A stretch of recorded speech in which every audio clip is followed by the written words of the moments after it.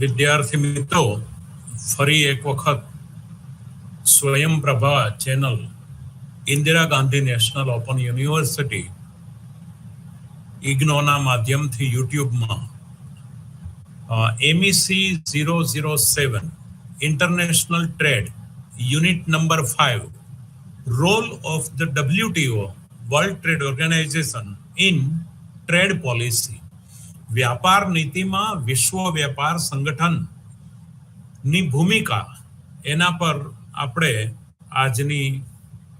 આજના લેક્ચરમાં ચર્ચા કરીશું. નાઉ એમાં આપણે એના ઓબ્જેક્ટિવ, ઇન્ટ્રોડક્શન, ગુડ્સ એમાં ગયા પછી, કારણ કે વસ્તુઓ સેવાઓ બધાના વેપાર થાય છે, બેઝિક પ્રિન્સિપલ્સ એના, ત્યાર પછી રિસ્ટ્રેઇન ઓન ટ્રેડમાં ટેરિફ, જકાતો, safeguards, balance of payment provision, general expectation, ત્યાર પછી અનફેર ટ્રેડમાં સબસિડી, એન્ટી ડમ્પિંગની વાત કરીશું. ત્યાર પછી સમ સ્પેસિફિક સેક્ટરમાં એગ્રીકલ્ચર અને ટેક્સટાઇલ, ત્યાર પછી service sector, intellectual property rights, IPR, dispute settlement process, institutions and decision making. એટલે આટલી વાતને આપણે આજના લેક્ચરમાં વણી લેવાના છીએ. વિદ્યાર્થી મિત્રો, આ ખૂબ જ જાણવા જેવું વ્યાખ્યાન હશે, કારણ કે WTO અત્યારે વિશ્વ વેપારની અંદર 1995માં જેની એસ્ટાબ્લિશમેન્ટ થયું, ત્યાર પછી આ અત્યારે કાર્યરત છે વિશ્વના દેશોમાં વેપાર મુક્ત થાય એના માટે. તો આનો અભ્યાસનો હેતુ એના મુખ્ય લક્ષણો, એનું multilateral framework on international trade પર એ સમજવા માટે, અને understand the flexibility and constraint on government in formulating and implementing international trade policy, આંતરરાષ્ટ્રીય વ્યાપાર નીતિ એને ઘડવી અને એનું ઇમ્પ્લિમેન્ટેશન, એટલે કે એને એપ્લિકેશન સાઇડમાં મૂકવી, ઇમ્પ્લિમેન્ટેશન કરવું, એ દિશામાં આપણે એના હેતુઓ છે અભ્યાસના. ખાસ કરીને this exercise for establishment a multilateral framework for international trade started towards the end of the Second World War. આપણને ખબર છે કે એ વખતે બ્રેટન વુડ્સ મુકામે જે આંતરરાષ્ટ્રીય નાણાં ભંડોળની સ્થાપના થઈ, ઇન્ટરનેશનલ મોનેટરી ફંડ, ત્યાર પછી એનો પ્રભાવ ઘટતા multinational 1947માં US and UK started working out a blueprint for such a framework emerged in 1947 as a multilateral agreement in a form of General Agreement on Trade and Tariff, GATT. It contained provision on the export and import of the goods across India, across countries. કોઈ પણ કન્ટ્રીના સરહદની બહારના વેપાર ને લગતું એમાં provision હતું. Thereafter several rounds of multilateral trade negotiation, MTN જેને ટૂંકમાં આપણે કહીશું, multilateral trade, MT, negotiation, MTN among countries have taken place in GATT for liberalization of international trade. આંતરરાષ્ટ્રીય વ્યાપારના ઉદારીકરણને લગતી દલીલો, ચર્ચાઓ, વિવિધ પાસાઓને સાંકળી GATTમાં એના 8મો રાઉન્ડ ઉરુગ્વે રાઉન્ડ હતો, જે 1986 થી 94માં હતો. પહેલો 1947માં જીનીવામાં, ત્યાર પછી NSC 1948, then ટર્કી અથવા તુર્કી જેને કહીએ 1950માં, ફરીવાર જીનીવા 1956, ડિલોન 1960-61, કેનેડી 1964-67, ટોક્યો 1973-1979, અને 8મો રાઉન્ડ જે ઉરુગ્વેનો એ 1986 થી 94 Currently, negotiations are going on since end of the 2001 Doha work program launched in Doha 2001 ની અંદર MTN એટલે કે multilateral trade negotiation. એમાં MTN the framework was expand strengthened in 1995. 1995 માં એનું થોડું વિસ્તૃતીકરણ કર્યું. કૃષિ, ટેક્સટાઇલ, બીજા સર્વિસ સેક્ટર એમાં પણ થોડો એડિશન કરવામાં આવ્યું. એટલે 1995 માં the GATT was expand to form of World Trade Organization. એટલે GATT નું મૂર્ત રૂપ ત્યાર પછી સંસ્થાકીય સ્વરૂપમાં 1995 માં વિશ્વ વેપાર સંગઠન તરીકે અસ્તિત્વમાં આવ્યું. It strengthened in discipline on international trade of goods and also included discipline on trade in services. Beside a new area that has no direct link with trade with intellectual property rights, IPR, was also included in this framework. એટલે આ ફ્રેમવર્કમાં બૌદ્ધિક પ્રતિભા, બૌદ્ધિક સંપત્તિના અધિકારને પણ સાંકળી લેવામાં આવ્યું. And where the WTO subsumes the GATT totally and it also covered other area. એ બીજા એરિયાને પણ કવર્ડ કરે છે. Large number of the agreements and there is WTO, it is helpful to put them into the some groups. Original GATT of 1947, its later amendments and also the decision taken under the now clubbed into the entity called GATT 1994. Thus, when we refer an article of GATT, suppose Article 1, we call Article 1 of GATT 1994. એના જ્યારે આપણે એના આર્ટિકલો અનુસરીએ ત્યારે હું તમને આ ચેપ્ટરમાં article number 1 GATT 1994, article number 2 અથવા એનો જે એમેન્ડમેન્ટ હશે 18મો કે 20મો એની ચર્ચામાં એમાં કઈ ચર્ચાઓ છે એ રીતે આખા ચેપ્ટરની હું તમારી આગળ ચર્ચા કરીશ. The discipline in the area of goods are contained in the GATT 1994. 1994 માં વસ્તુઓના વેપારને સાંકળી લેવામાં આવ્યો. Number of agreement on specific subject in area. Those are the area of services are contained the general agreement on trade and service. GATT માં વસ્તુઓ 1994 માં અને પછી એની સાથે સાંકળી લેવામાં GATS, General Agreement on Trade in Services. સેવાઓના વેપારને GATS માં સાંકળી લેવામાં આવ્યો. Thus, the area of intellectual property are contained in the agreement on trade-related intellectual property rights. Agreements in TRIPS, Trade-related intellectual property rights, TRIPS. The process of enforcement of the right and obligation, that is dispute settlement process. પછી કોઈ પણ દેશો વચ્ચેના ઝઘડાઓના સેટલમેન્ટની process પણ છે એમાં. એટલે DSU, given in dispute settlement understanding, પછી બંને દેશોની સમજૂતી કરવામાં આવે. That is dispute settlement understanding, DSU. Now, does discipline contained in these agreements are generally in form of rights and obligation of governments. સરકારોના નેજા હેઠળ અને એના ઉપકાર હેઠળ આ કરવામાં આવે. The governments of countries that are member of the WTO, દરેક દેશોની સરકારો WTO ની મેમ્બર છે, are responsible for implementation of this agreement. એ લોકો પોતાના દેશમાં આ એગ્રીમેન્ટનું ઇમ્પ્લિમેન્ટેશન એટલે કે એનું અનુસરીકરણ થાય, અનુસરણ થાય એના માટે દરેક દેશોની સરકાર અને મેમ્બર છે WTO ની અને જવાબદાર પણ છે. WTO માટે સરકારો પણ જવાબદાર છે કે દરેક દેશોએ પોતપોતાની સરકારોએ દરેક દેશમાં આને અનુસરવાનું રહેશે. In case of received the violation of any provision, કોઈ પણ પ્રોવિઝનનું જો હિંસા થાય એટલે કે એનું ઉલ્લંઘન થાય of the agreements, the government, not a firm, કોઈ પેઢી નહીં બલકે એની સરકાર can make a complain in WTO.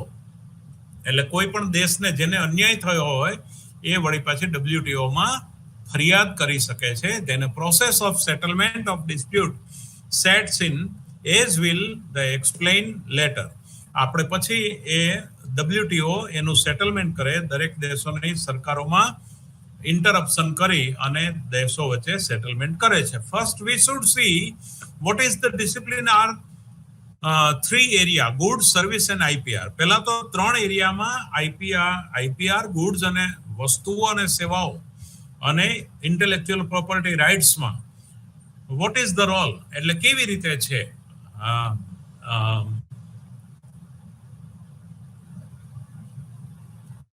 જે કેવી રીતે આમાં થાય છે વેપાર WTO ના આધારે. તો goods, the most basic approach in relation to the trade in good is competition should be prime deciding factor for import and export.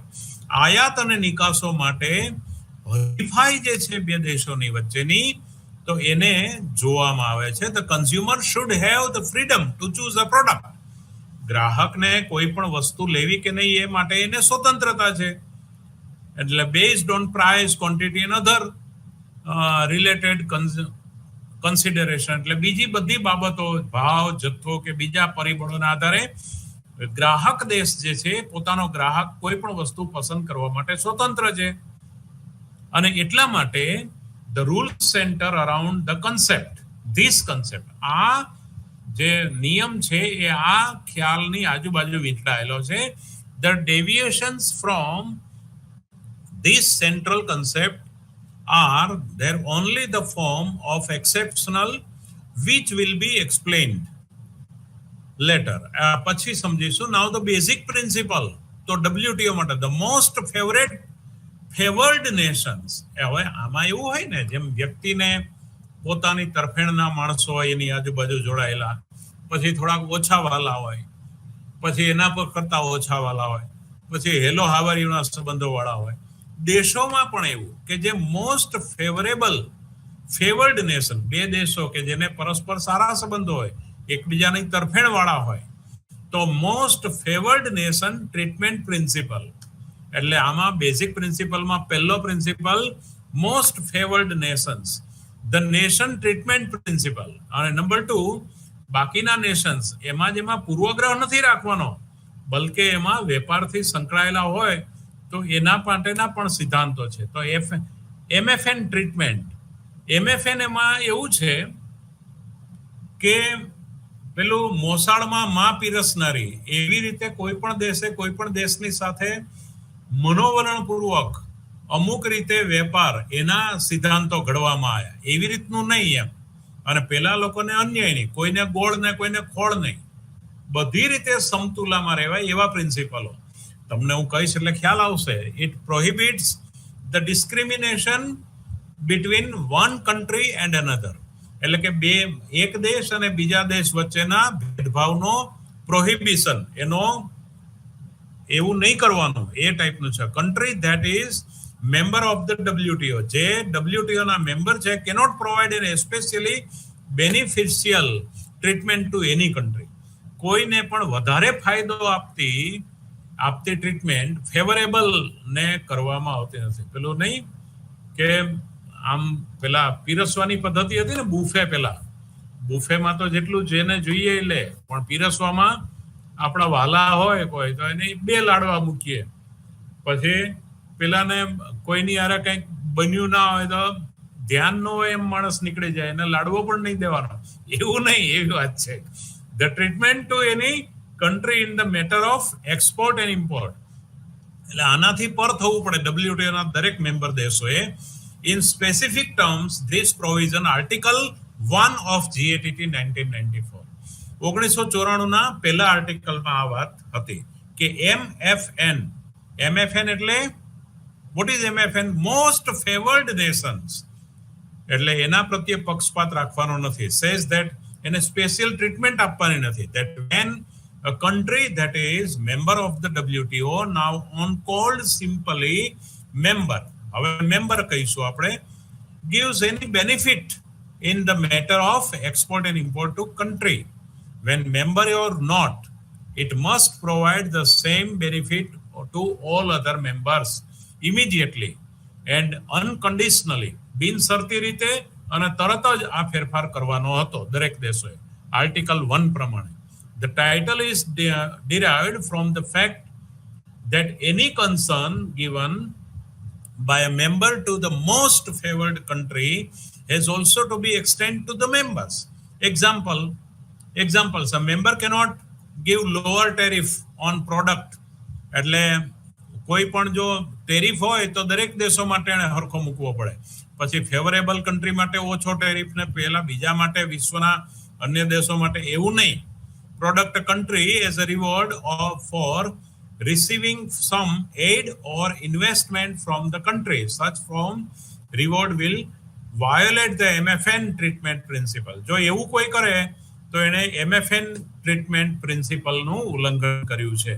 Most favourable Nations ના ટ્રીટમેન્ટ પ્રિન્સિપલ નું ઉલ્લંઘન કર્યું છે. દરેક દેશોને સરખી ટ્રીટમેન્ટ આપવી. એક, પ્રોટેક્શન રેટ સરખો હોય, tariff. Number 2, if a member is annoyed with the another member for criticizing it in the UN and punished it by stopping import from that member country. જો કોઈ આવું કરે તો યુનાઇટેડ નેશન્સ એ દેશને કેવી સજા કરશે? બીજા દેશો એની પાસેથી આયાત કરવાનું છોડી દે. બરાબર ને? જ્યાં સુધી એટલે કંઈક ચમત્કાર પણ હોવો જોઈએ તો જ નમસ્કાર થાય. એટલે એ રીતે જો આવું કોઈ ઉલ્લંઘન કરશે તો બીજા દેશો એની પાસેથી ઇમ્પોર્ટ કરવાનું છોડી દેશે. એટલે એની આયાતો ઘટી જાય, એટલે એની નિકાસો ઘટી જાય, એટલે નુકસાન એને જ થાય. It is violating the MFN treatment principle. All tariffs and import rules have to be non-discriminatory as between the members of WTO. દરેક દેશના મેમ્બર્સ જે છે, article 24 of GATT 1994, two countries or group a country may form regional trading arrangement among themselves the extent to lower tariff to one another without giving this benefit to those outside this arrangement. આ 24માં GATT 1994 ના 24માં article પ્રમાણે, અને developing countries may get special benefit, એટલે આ અલ્પ વિકસતા જતા દેશો જે છે એને special benefit from the other countries. They may have special arrangement among themselves without other getting the benefits. એટલે એ લોકોને ખાસ અમુક લાભો અન્ય દેશોમાંથી મળશે without other getting the benefits. એટલે બીજા દેશોને અન્ય લાભો મળ્યા વગર. Now commonly called the enabling clause. આને enabling clause કહે છે. are more technically called differential and more favorable treatment, reciprocity and fuller participation of developing countries. આને કયું નામ આપે છે? અલ્પ વિકસિત દેશોને લાભ મળશે બીજા દેશોએ લાભ લીધા વગર.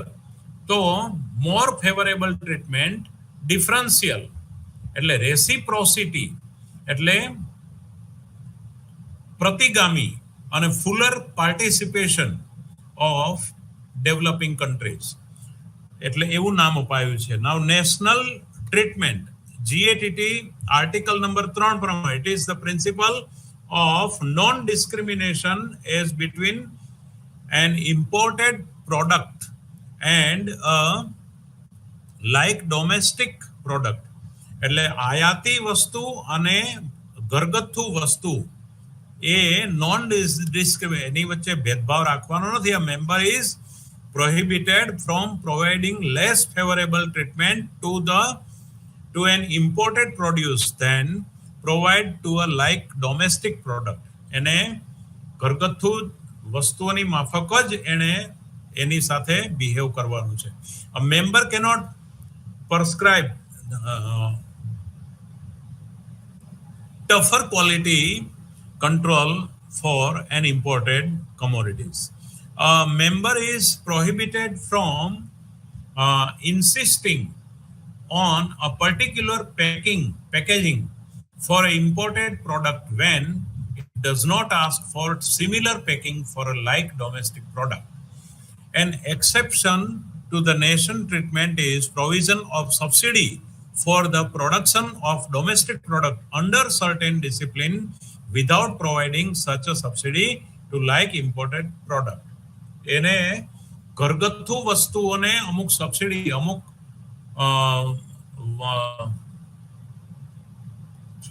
શિસ્તને જાળવીને અમુક શિસ્ત પ્રમાણે એને સબસિડી આપવાની છે, એટલે કે અમુક ક્રાઇટેરિયા પ્રમાણે. You can easily notice that these two basic principles are meant to ensure that there is unhindered competition in trade. એટલે કે હવે આ બે ઉદાહરણો ઉપરથી તમે જોઈ શકશો કે વસ્તુઓ વચ્ચેના વેપારો બિનહરીફાઈ યુક્ત, એટલે હરીફાઈ છુપી કોઈ પણ પ્રકારની પેલી વગર મુક્ત હરીફાઈ હેઠળ હવે વેપાર આવે છે. આ ઉદારીકરણનો ભાગ છે.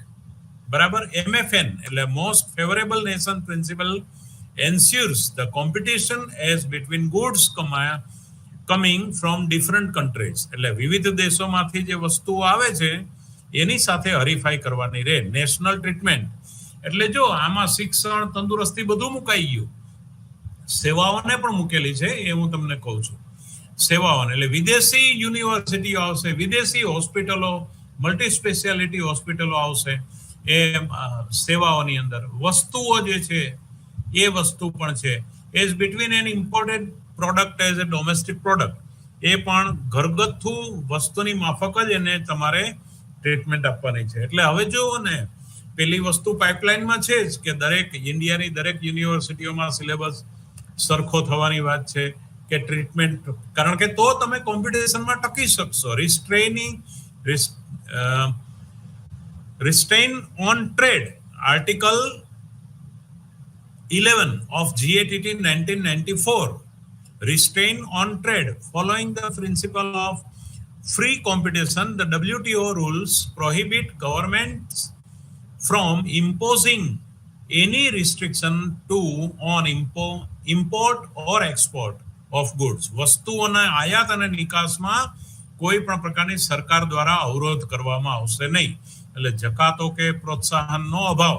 Now restraining on export is permissible only as temporary measures applied to the prevent or relieve critical shortage of food or ખોરાકની દેશની અંદર ભયંકર અછત સર્જાઈ હોય કે એસેન્શિયલ પ્રોડક્ટ દવાઓની અછત સર્જાઈ હોય તો દવાઓની નિકાસ થતી રોકવી હોય કે દવાઓની આયાતોને મુક્ત રીતે તો થવા દેવી પડે, પણ અમુક જે જીવન જરૂરી વસ્તુઓ હોય કે જેની ટેમ્પરરી બેઝ ઉપર તમે ટેમ્પરરી મેઝર્સ એપ્લાઇડ પ્રિવેન્ટ તમે કરી શકો, રિલીવ ક્રિટિકલ શોર્ટેજ ફૂડ ઓર એસેન્શિયલ પ્રોડક્ટ, એ વખતે export duty can also B imposed by government.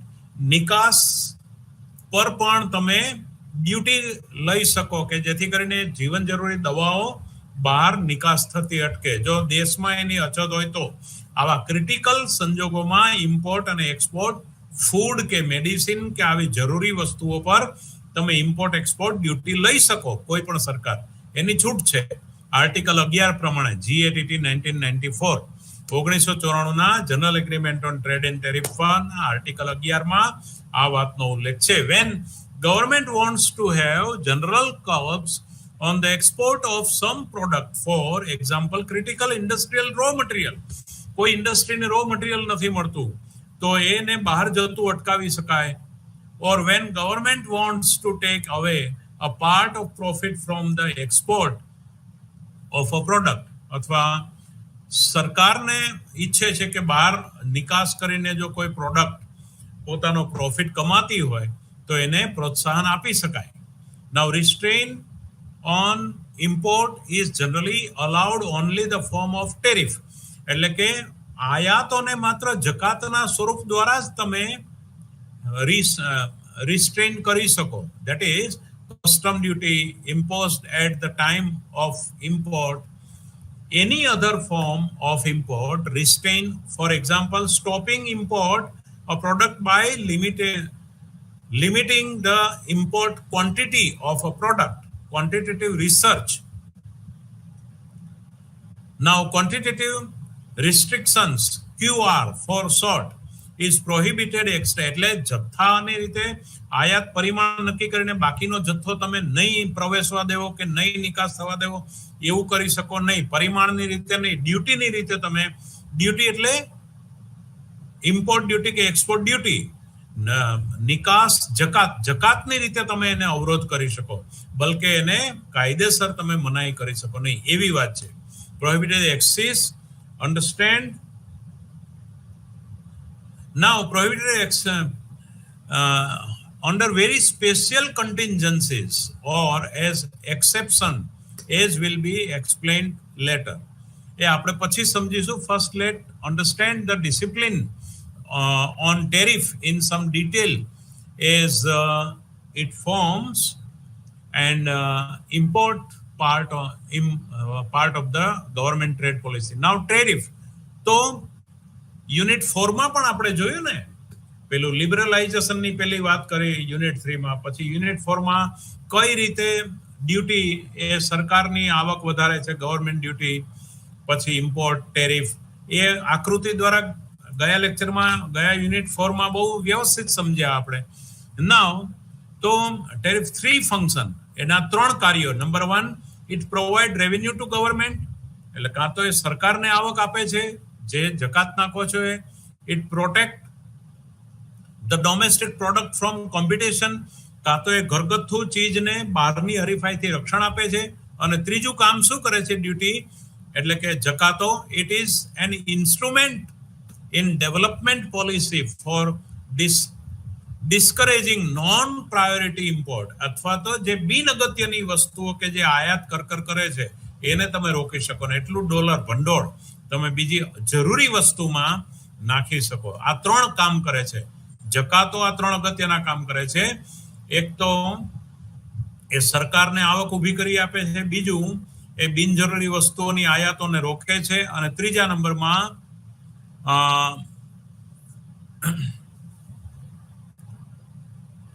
A protect કરે છે, જે ઘરગથ્થુ ચીજ વસ્તુઓ જે છે એને પ્રોટેક્ટ કરે છે, એટલે એનું માર્કેટ વધારે છે. દાખલા તરીકે luxury goods, encouraging priority import, suppose capital goods, industrial intermediates, આ બધાના ઉદાહરણો લઈ શકાય. Normally tariff is fixed as a percentage of, એટલે ટકાવારીની રીતે 15%, 20%, એડ વેલોરમ ટેક્સની રીતે ટેક્સ ઉમેરાતો હોય છે. Now, multilateral trade negotiations in GATT WTO system, generally the developed countries have low tariff.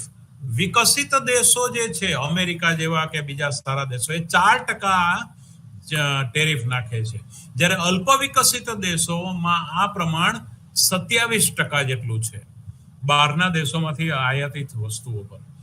The developing countries have comparatively high tariff, barabar, on the average about 27%. The developed countries, however, have retained tariff much higher than their average on the product which are of main export interest to the developing countries. Now, the developing countries have resource. એનું કારણ શું છે કે developing countries have reasons for maintaining higher tariff, એટલે અલ્પ વિકસિત દેશોને ઊંચા કરવેરાઓ મેન્ટેન કરવા પડે છે. For them it is important to convention source of revenue, કારણ કે એ એક સરકાર માટે આવકનો સ્ત્રોત બની જાય છે કે જેને પોસાતું હોય એ જ લાવશે ને વિદેશમાંથી કેમેરા, મોબાઈલ, કોમ્પ્યુટર, તો સરકારને આવક જનરેટ થશે. એટલે આવક ઊભી કરવા માટે અલ્પ વિકસિત દેશો ઊંચો કરવેરો લેતા હોય છે. લક્ઝરી પ્રોડક્ટ પૈસાવાળો વર્ગ માંગશે તો એ લોકો ભરી શકશે, આમ વાત છે. In the course of a multilateral trade negotiation, countries undertake obligation not to raise tariff on specific product beyond the specific limit. આમાં પણ અમુક સ્પેસિફિક લિમિટ થી વધારે ટેરિફ લઈ શકાશે નહીં. These tariff are said bound, BOUND, bond કહેવામાં આવે છે. એ ટેરિફ પેલું આપણે આગળ ચર્ચા કરીને ટેરિફ નાખી શકાય, પણ એની અમુક લિમિટમાં, એને અતિક્રમીને તમે ટેરિફ નાખી શકો નહીં. દેશ અલ્પ વિકસિત હોય કે વિકસિત. આપણે જોયું ને 4% થી 27% સુધીનો ડિફરન્સ છે, બરાબર. એટલે તમે એટલે આ બધા જે જીએટીટી ની કન્ડિશન જોવા જેવી છે. લોકો એટલે એમ કે દેશો કોઈ દેશો ભોળા હોય, ભોળા પણ નથી, ભોળા હોય પણ ભોટ તો ના હોય. ભોટ એટલે ન ખબર પડે એવા, એટલે ન ખબર પડે એવા તો ના હોય. એટલે કોઈ પણ તમે 4 થી 27% ડિફરન્સ તો ઘણો મોટો છે. એટલે અલ્પ વિકસિત દેશોએ અમુક લિમિટમાં જ એનું ટેક્સ નાખી શકાશે, ભલે 4% સુધીનો નીચો નહીં. એટલે એવી રીતનું there are two contingency situation in which tariff can raise higher than the bond level, and a country can also put quantitative limits to the import of particular product. કોઈ પણ એને આપણે situation are firstly providing safeguard, એને SAFEGUARD safeguard કહીએ છીએ. એટલે સુરક્ષા ચક્રમાં મૂકવામાં આવે છે. હવે સેફગાર્ડ કઈ વસ્તુ છે? એટલે એમાં બેલેન્સ ઓફ પેમેન્ટ પ્રોબ્લેમ ને પણ ધ્યાનમાં લીધો છે, ફોરેન એક્સચેન્જ ને પણ ધ્યાન લીધો છે ટેકનિકલી. એટલે safeguard if domestic industry of a country suffer serious injury because of the increased import, or if there is even threat of serious injury. જો તમારી લેણદેણની તુલનામાં અલ્પ વિકસિત દેશોને જો કોઈ ગંભીર નુકસાન થતું હોય તો તમને અમુક ટકા જકાતો નાખવાની છૂટ મળે. વિદેશી વસ્તુઓ પરનો કંટ્રોલ, ઇમ્પોર્ટ કંટ્રોલિંગ ની છૂટ મળે. The country may put restriction on import either by raising the import duty beyond the bound level. A bound level ને તમારે ક્રોસ સેફગાર્ડ ની અંદર જ કરી શકો, અને એમાં WTO ની પરવાનગી જોઈએ, by putting quantitative restriction on import. Now detailed rule have been laid down for taking safeguard measures. Article કયા આર્ટિકલમાં છે? XIX, એટલે કે 10 અને બીજું 9, 19મો article GATT 1994 agreement on safeguard. Safeguard ના એગ્રીમેન્ટ પરની 19મા આર્ટિકલમાં ઉલ્લેખ છે કે કોઈ દેશના લેણદેણની તુલનામાં જો અતિ ગંભીર પ્રશ્નો હોય તો એ સેફગાર્ડ સિચ્યુએશનમાં WTO ની પરવાનગીથી બિયોન્ડ ધ બાઉન્ડ એ ડ્યુટી નાખી શકે. A country before actually imposing import restriction under provision, એટલે એના પણ provision ના અંડરમાં જ is to the bound level of. Now હવે થોડું ઝડપથી આપણે લઈએ. safeguard action has to be taken in import of the product as a whole and not against the import from a particular country. કોઈ પણ એ પણ પછી જનરલ નાખવું પડે, કોઈ પર્ટિક્યુલર કન્ટ્રીના સંદર્ભમાં નહીં. Thus additional tariff applied as safeguard measures. Now a safeguard measure is a temporary measure. A temporary છે, પાછું એ પરમેનન્ટ તમારે ઘુસાડી દો એ રીતનો ટેરિફ નથી. એ તમારી લેણદેણની તુલનાની પરિસ્થિતિ સુધરે એટલે જે તમે બંધન મૂક્યા તે લઈ લેવાના આવે છે. It can continue only so long as the injury continues.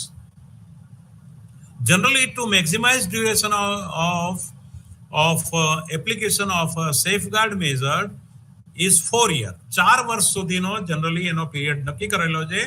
In certain circumstances, it can be extended. કોઈ પણ ખાસ પરિસ્થિતિમાં 4 વર્ષથી વધારે તમે આ ટેરિફ નાખી શકો, પણ એ ખાસ પરિસ્થિતિમાં જ. બાકી 4 વર્ષમાં તમારે રિકવરી લઈ લેવી પડે. તમારે ઘા વાગ્યો હોય તેને રિપેર કરી દેવો પડે. કોઈ પણ ઇન્જરી થઈ હોય બેલેન્સ ઓફ પેમેન્ટમાં તો એને લેવલમાં લઈ લેવાનું. When a country application a safeguard major એટલે પરીક્ષામાં નથી તમારે 3 કલાક 2.5 કલાકમાં પેપર લખવાનું એમ, એટલે એ પ્રમાણેનો સમયનો ગાળો પણ નક્કી કરવાનો. When a country applies the safeguard measure, it has to give some compensatory benefit to countries that have substantial interest in the export of the product. એટલે જે દેશોમાં તમે નિકાસ કરી રહ્યા છો એને તમારે કમ્પન્સેટરી બેનિફિટ, વળતરયુક્ત લાભો તમારે કેટલાક આપવાના થાય. નકરું ખાઈ લેવાનું નથી.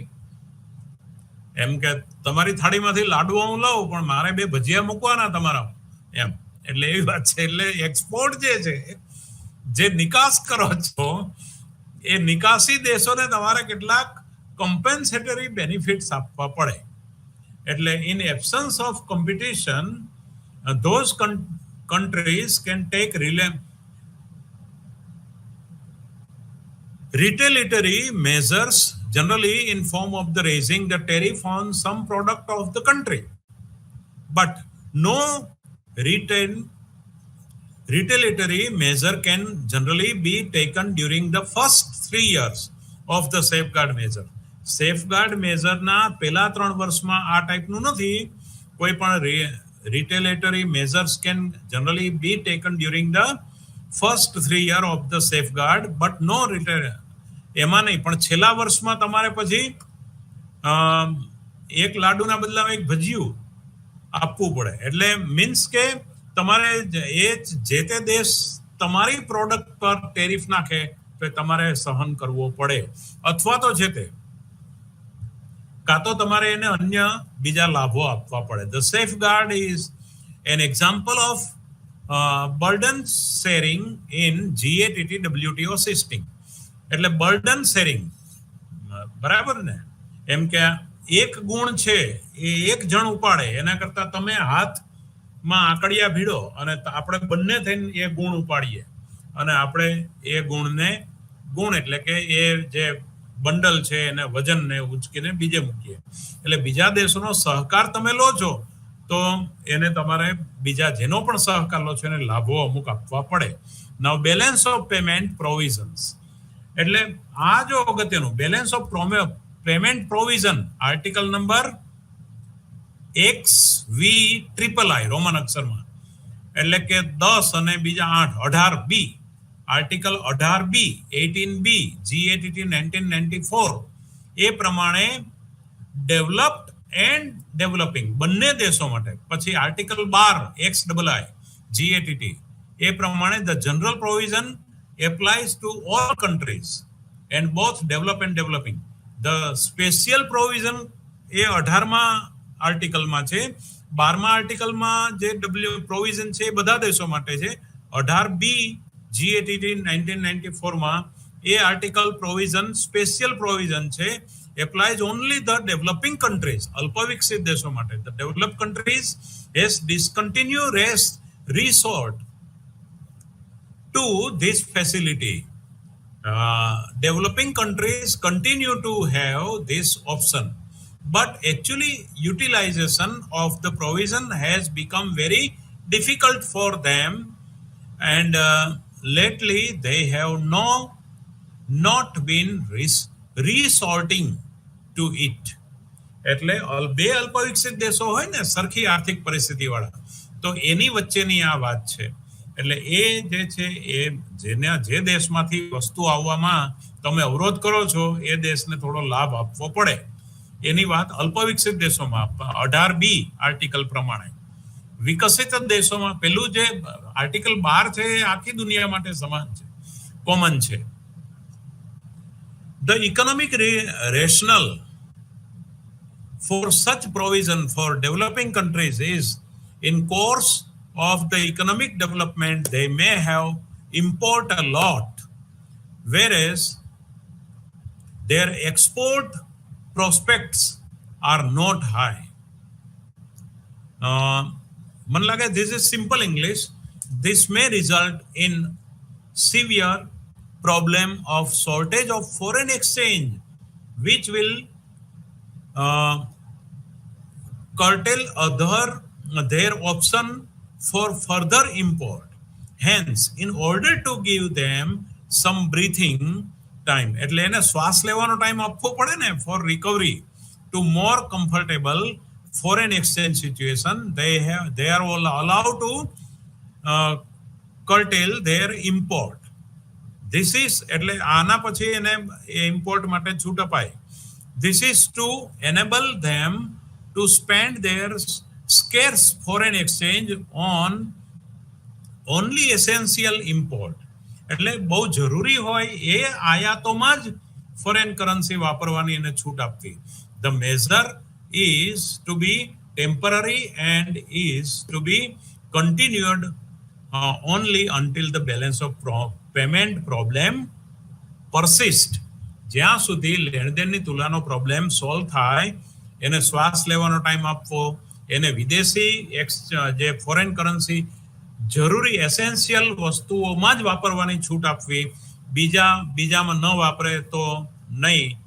એ આ અમુક સમય પૂરતી આવી રીતે કરી શકાય. The developing countries applying a balance of payment measure is called upon to have consultation with the balance of payment committee of WTO. WTO ની સ્પેશિયલ આપણે કેમ પેલા કમિટીઓ અલગ અલગ હોય છે એમ દાખલા તરીકે કોલેજમાં પણ સાંસ્કૃતિક સમિતિ હોય, વક્તૃત્વ સમિતિ, મૂલ્ય પ્રવાહ સમિતિ હોય, NSS હોય, NCC હોય, એમ બેલેન્સ ઓફ પેમેન્ટની સમિતિ છે WTO માં. તો એ કમિટીની પરવાનગીથી તમે આ કરી શકો. Where it is subject to a great deal of detail scrutiny on BOP situation, balance of payment situation. એટલે એની સ્ક્રુટિની ડિટેલ એક બહુ ગ્રેટ ડીલ છે. Also on the need to impose the restriction for balance of payment reasons. Generally, the International Monetary Fund, IMF, gives a report. આનો report કોણ આપે તો કે IMF એ આપવાનો કે ભાઈ આ દેશને ખરેખર લેણદેણની તુલાની ક્રાઇસિસ છે કે નહીં, અને પછી એને WTO છૂટ આપે. એટલે IMF ને એ રીતે આમાં જોડીને રાખ્યું છે. Like the safeguard auction, a balance of payment measure also has a non-discriminatory એટલે બિન ભેદભાવયુક્ત as between different exporting countries. બીજા વિવિધ પ્રકારના આયાતી દેશો, નિકાસી દેશોમાં એ ભેદભાવયુક્ત વર્તન કરશે નહીં. નાઉ જનરલ એક્સેપ્શન્સમાં agreement on technical barriers to trade, TBT. This provision of article 20માં આર્ટિકલમાં GATT એટલે કે 20 માં આર્ટિકલમાં આ આપેલું છે. તો technical barriers to trade and agreement on the application of sanitary and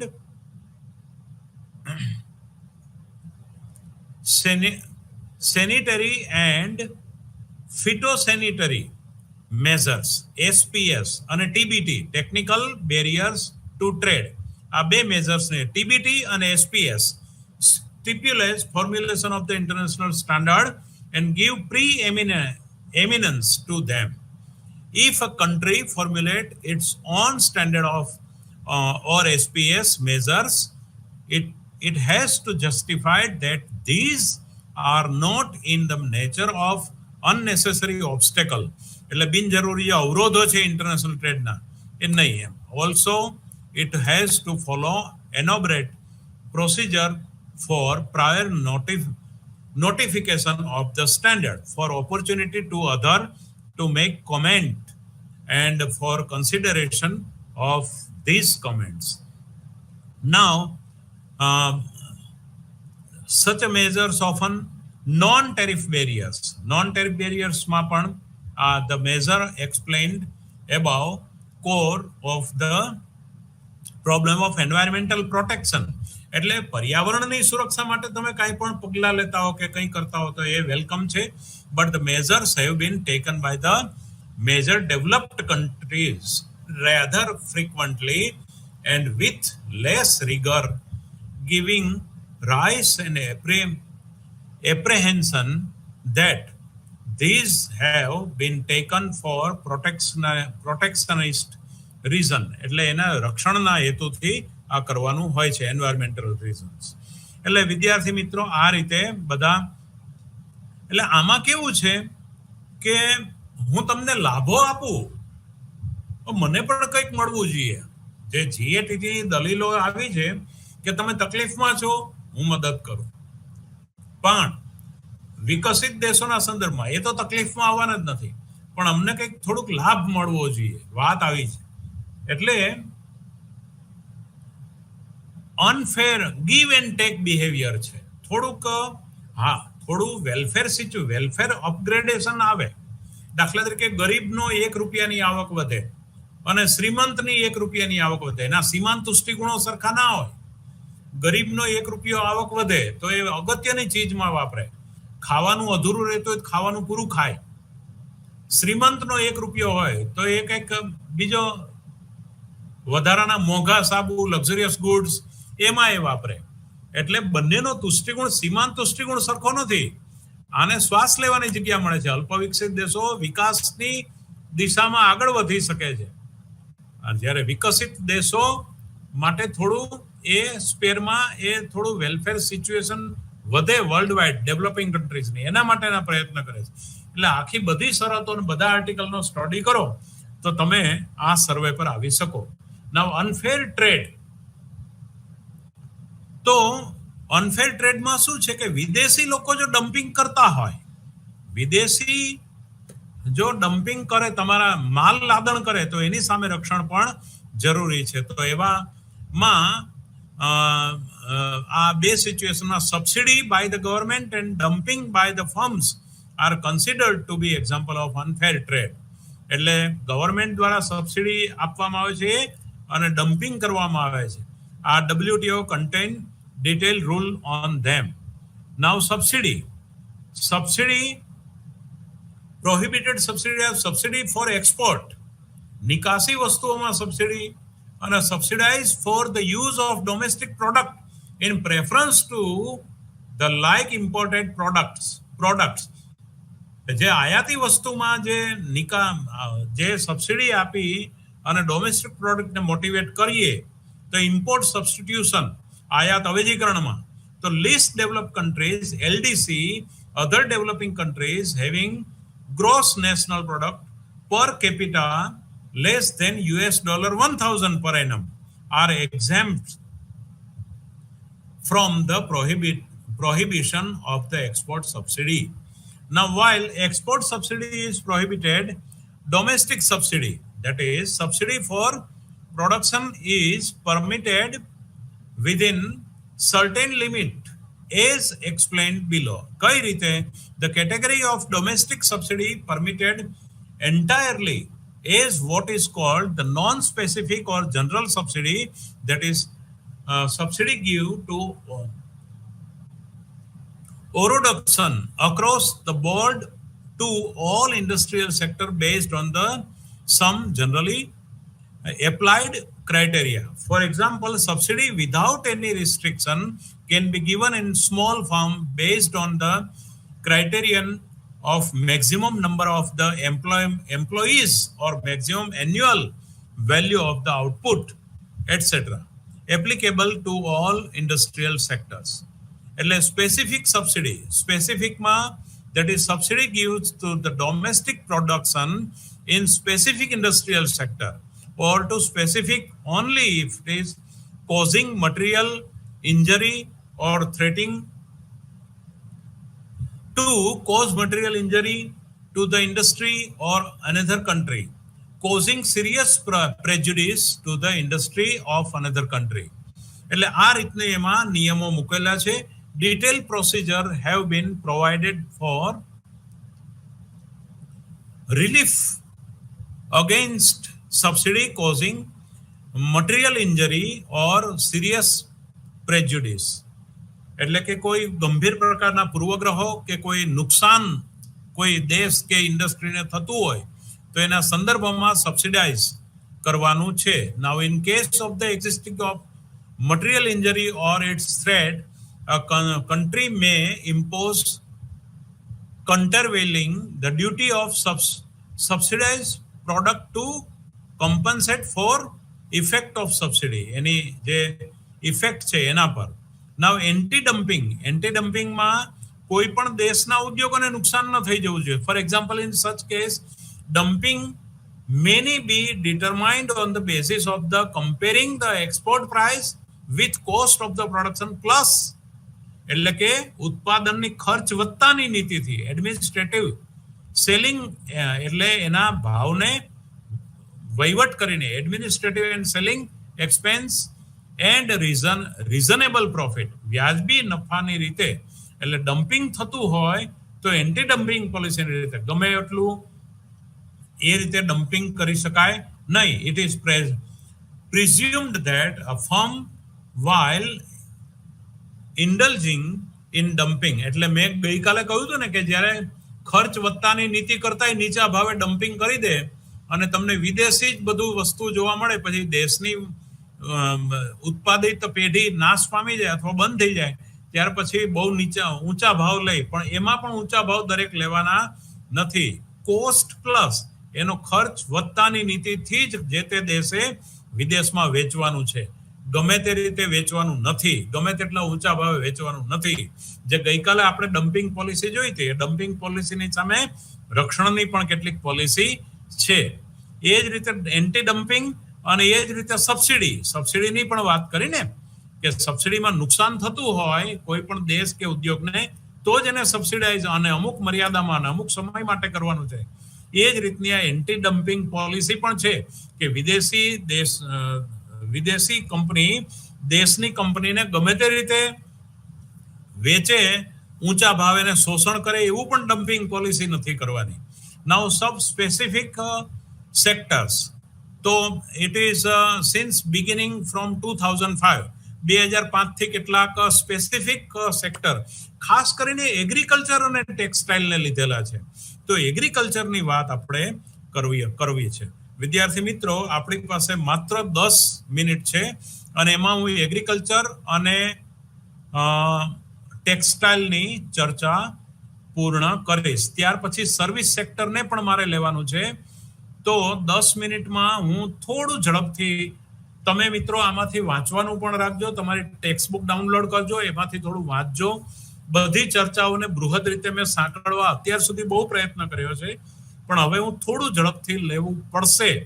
એટલે એન્ટી ડમ્પિંગ પોલિસી અને ત્યાર પછી એગ્રીકલ્ચરમાં obligation in their sectors in field market access એટલે agreement on agriculture AOA Uruguay round એમાં 3 દિશામાં market access that is tariff import restriction, number 2 domestic support to producers એટલે કે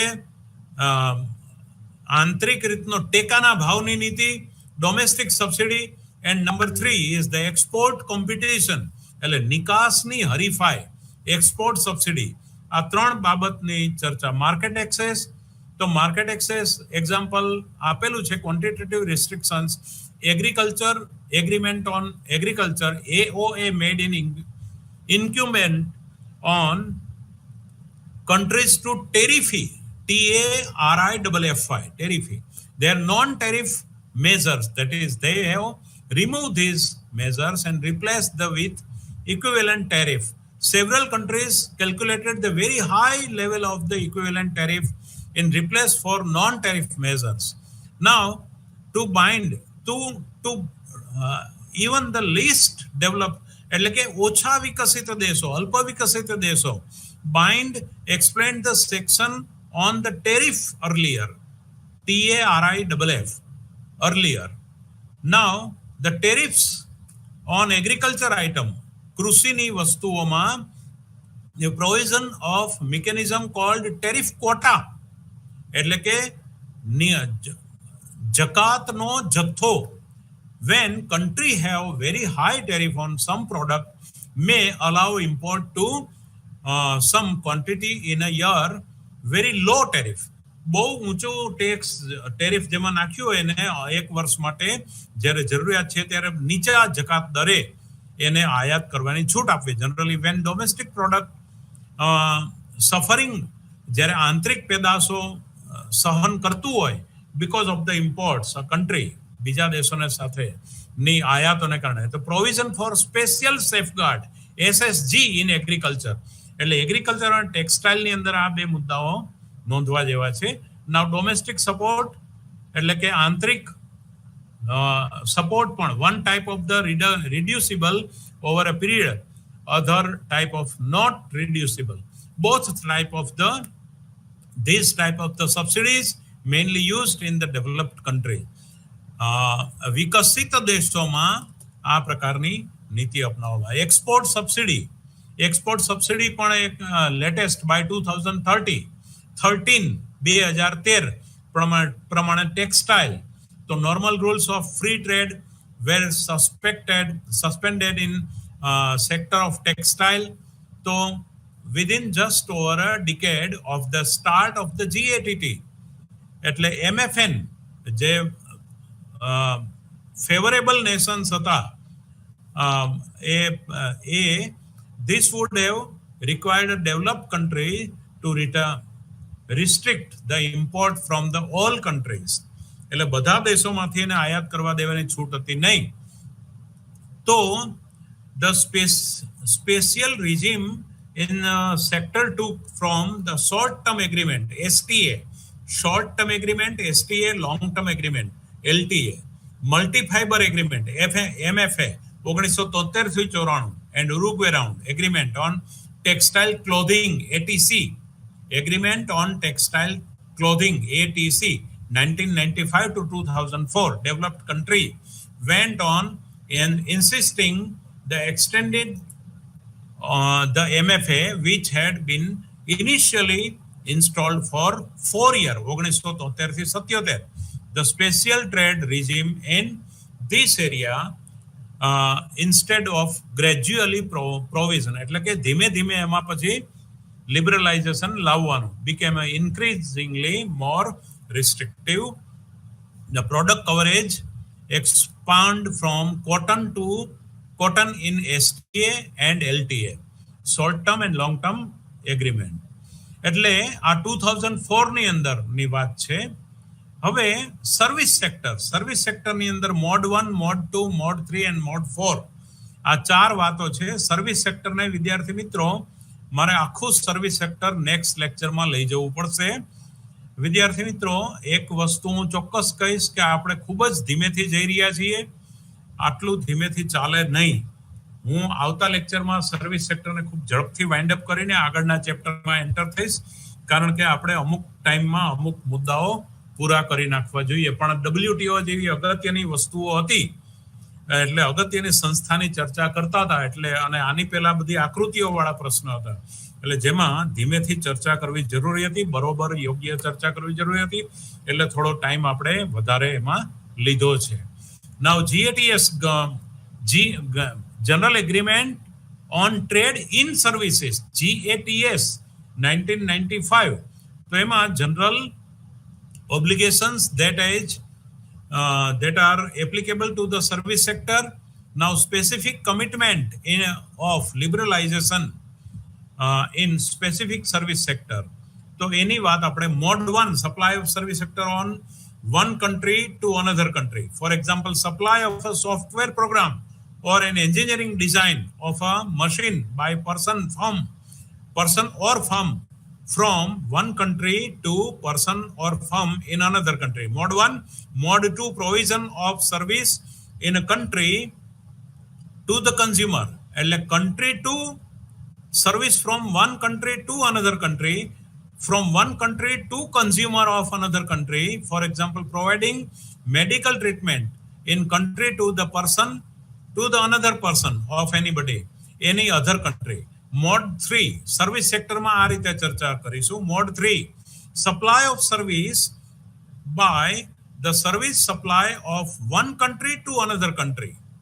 Supply of the services, banking હોય, commercial હોય, supply of financial services. Mode 4, mode number 4, the supply of services by one country to another through presence of natural persons there. For example, providing advice, કોઈને સલાહ આપવાની છે, repairing of machine in another country. તો આ બધી વસ્તુ જે સલાહ આધારિત જે છે એને મોડ 4 માં આપણે સાંકળી લઈશું. તો આ બધાના અલગ અલગ પ્રકારના GATS એ સર્વિસ સેક્ટરના દ્રષ્ટિકોણથી આપણે લગભગ આ વાત એના કોપીરાઇટ્સ છે, તમે લખો એના કોપીરાઇટ્સના નિયમો કયા છે, કોઈ પણના લેખનના, પછી ડિસ્પ્યુટ સેટલમેન્ટ પ્રોસેસ કેવી રીતે કરવાની છે, ઇન્સ્ટિટ્યુશન એન્ડ ડિસિઝન મેકિંગ કેવી રીતે કરવાનું છે. વિદ્યાર્થી મિત્રો, આ 3 મુદ્દે GATS ની ચર્ચા આવતા લેક્ચરમાં માત્ર 5 થી 10 મિનિટમાં પૂર્ણ કરી અને પછી જે unit number 6 multilateral and problem of developing countries with WTO ના મલ્ટીલેટરલિઝમ એટલે કે ઘણા બધા દેશો સાથેના પ્રશ્નો, અલ્પ વિકસિત દેશોના અને WTO સાથેના, એ આપણે નેક્સ્ટ લેક્ચરમાં લેવાના પ્રયત્નો કરીશું. અત્યારે આપણો સમય પૂર્ણ થયો હોય અને મારી વાણીને અહીંયા વિરામ આપું છું.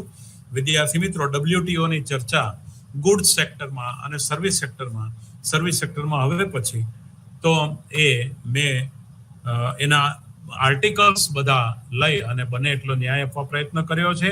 કંઈ ક્ષતિ રહી ગઈ હોય તો ક્ષમ્ય ગણશો. Thank you very much.